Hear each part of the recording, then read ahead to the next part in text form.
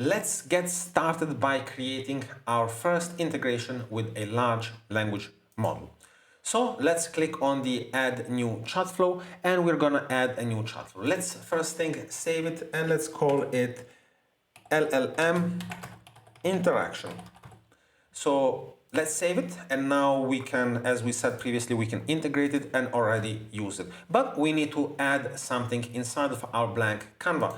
Our chat conversation has to do something. If we type here something, that is going to tell us that a chain or an agent is missing. So the first thing that we have to do is add either a chain or an agent. Now let's look at the different chains that we have. We have an LLM chain, a conversation chain, a multi-prompt chain, etc. Each action is described in a little bit of detail, and for more information about it, LangChain documentation can be consulted.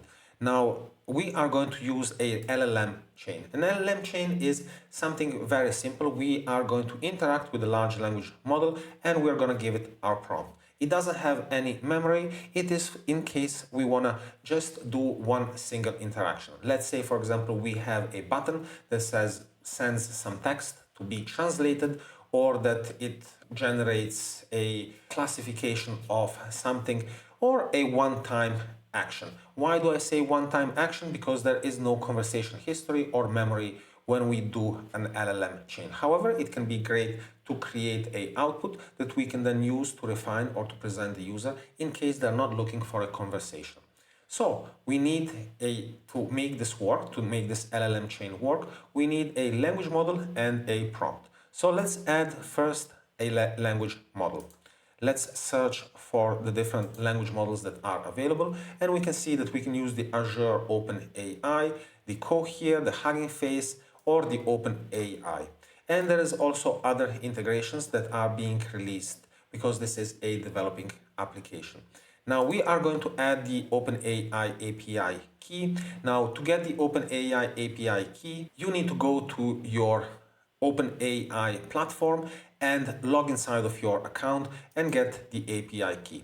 You will just generate a new API key, and just keep in mind that once you close the API key, once you have generated it, will not be available. So make sure that you copy and keep it in a place where you can reference it for later. We're going to be using it pretty much for every automation or every chat flow that we create. I have my API key right here. We are going to copy and use this right here. I'm going to use this API key only for this course. Now we can also see that here we only have access to these models right here. We don't have GTP 3.5 or GTP 4. We have access to those in a conversation chain. This is, remember, an LLM chain. Now once we have configured this, we can leave everything else as it is. We would connect the two components just by dragging and dropping a line between them. So the next thing that we need is we need a prompt. Let's search for a prompt component that we can use in this chat flow. We can use the simplest prompt component, and that would be a prompt template. So let's add a prompt template, and this is going to tell our large language model what to do. So usually I would use variables. Why? Because you would want to submit something to your chat, to your large language model. So for example, translate this text from English to French, or maybe give me the name for a product. Let's just try it like this, and let's insert a template that says you are a business consultant, you will generate a LinkedIn post about AI. Let's test our interaction with our large language model after we have saved it and see what happens. I'm going to just type in hey, all we have to do is trigger it, and it is generating a post.